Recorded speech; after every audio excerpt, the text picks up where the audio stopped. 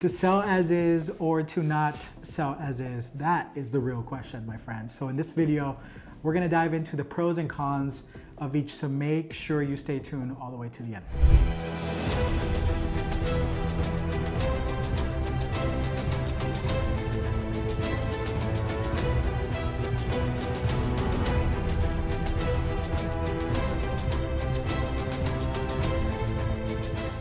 Hey everyone, welcome back to the video. This is Josh V, and in this video we're covering pros and cons of selling a property as is. This is one of the biggest questions that I get from many prospective clients, and my answer is always the same: it depends.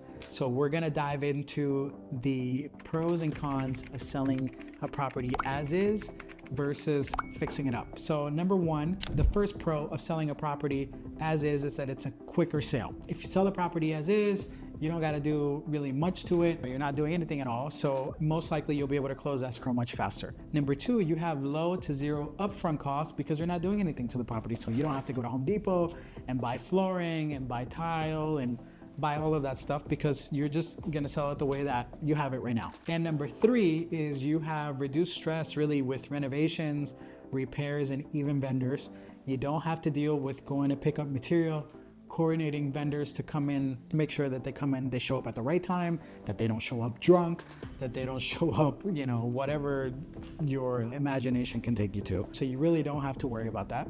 But on the downside, there's also cons. And one of the cons is that if you don't really put the work into it, the price will reflect, right? So anybody that comes in will say, okay, geez, well, you're gonna, it needs about 75 grand worth of work. So they will reduce their offer by 75 grand to factor in the repairs that the property needs. Number two is you're gonna have a limited buyer pool, right? If you have an as-is that needs a lot of work, it's not gonna fit everybody's bucket list. Not everybody's gonna be willing to want to move into a house that needs a lot of work. It takes a specific type of buyer. It takes, and a lot of times a family that has a family member or is very handy, that where they're willing to do it themselves and have it take some time, but they know up front that they're buying it at a lower price, but it's gonna take them some time to get them up to the place where it needs to be. And lastly, the con number three is you might have possible financing issues. Not every property that needs a lot of work can be financed. Sometimes you have properties that have empty pools in the back, and most lenders will not touch that. So that could be the question that a lot of prospective clients is,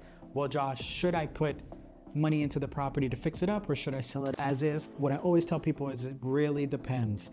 If you have the ability and you have the funds, 50 to 75 grand or more, to fix up the property, and you're going to make a return of investment, meaning you're going to spend 50 grand and get an extra 50 grand on the sales price, then 100% do it. But if you don't have the funds, or if you don't want to deal with the contractors, the vendors, people showing up half drunk to your house, showing up at 12 p.m. to do work, and it's probably not the right move for you. Keep in mind that it also takes time. It takes at least 2 months to do a full rehab, maybe even more in some cases.